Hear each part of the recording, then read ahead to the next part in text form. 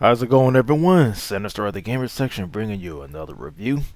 And today's game is Ratchet and Clank Rift Apart. This game is exclusive for the PlayStation 5. I'll basically break down everything from story down to the gameplay with the score at the end. So starting off with the story, it follows the events of the last game.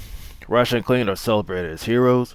Clank came out with an invention called the Dimensionator. So basically, has like rifts like the different in time and space, rifts of different dimensions here and there.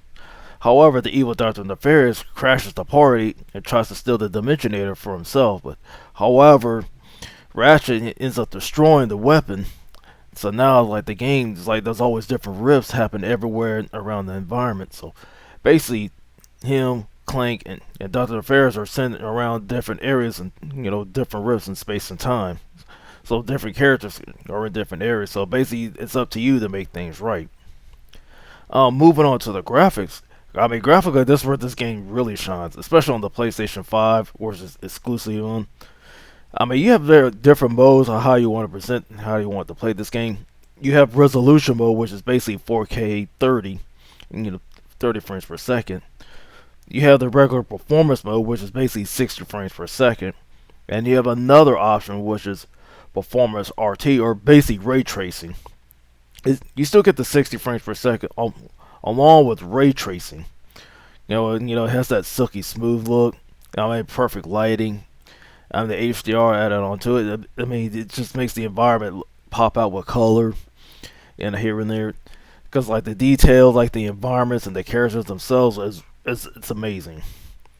Especially if you like, however you see fit. You have different options to choose from how you want your experiences with this game.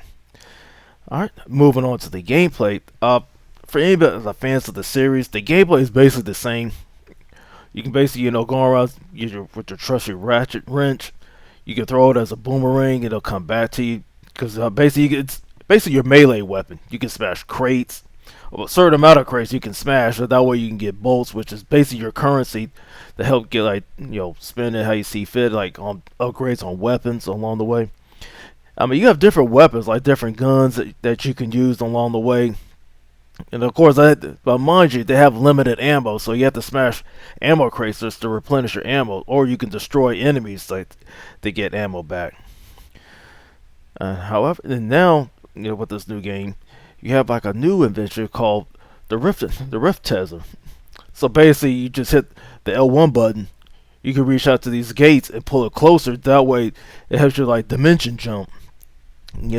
That way it saves you time from jumping around, but it's easier on you than sometimes you can like try and jump. Some areas are too far away from you.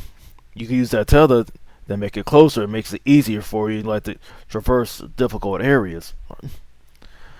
As far as like the difficulty, well, it depends. Like you have different difficulty settings.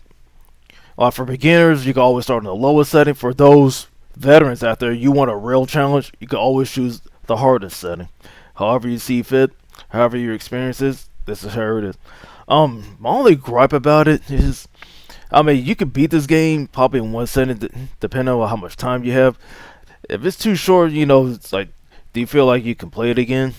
I'm sure for those who are fans of the series, they may have, had the desire to play again, like probably to see how their experience is, or probably just to challenge themselves, like on a higher difficulty, however they see fit. With that being said, down to the score. I give this game a 4.5 out of 5. For the latest news and reviews, be sure to like, subscribe, and hit that bell for notifications.